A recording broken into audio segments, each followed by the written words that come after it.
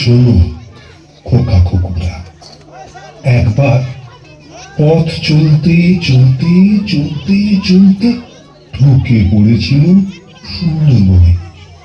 বিশাল বিশাল সব গাছ, সন্ধি, পরাণ, ফুল গাছ, এইসব। চুপ করে দাঁড়িয়ে দাঁড়িয়ে শুনছি গাছেদের ফিসফিসানি, শুনছি হাজার পাখির হরেক রকমের শীষ, বাঁদরদের চিৎকার। হঠাৎ সব আওয়াজ বন্ধ, জঙ্গল কাঁপিয়ে গর্জন করে উঠল বাঘ।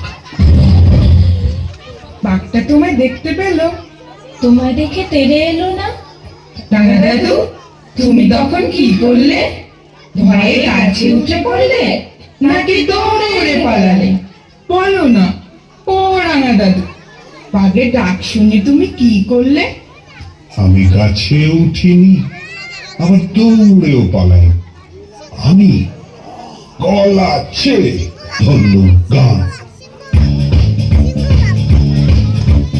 হালুম হলুম হালুম হলুম হালুম হলুম হালুম হলুম, আওয়াজ শুনে অবাক হয়ে গেলুম। আওয়াজ শুনে অবাক হয়ে গেলুম। সুন্দরবনের বাঘ কতই না হাক ডাক, সুন্দরবনের বাঘ কতই না হাক ডাক, আওয়াজ শুনে অবাক হয়ে গেলুম। আওয়াজ শুনে অবাক হয়ে গেলুম।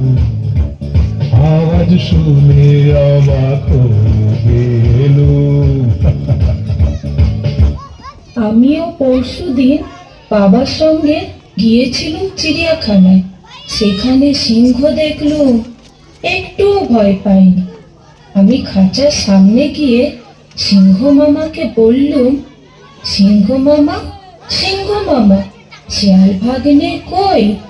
ভয় দেখাতে কেশর পোলাও, আমরা ভিতরে। বাহ, সাব্বাস, এই তো চাই। এমনি করেই তোমরা সমস্ত ভয়গুলোকে সাহস দিয়ে জয় করো।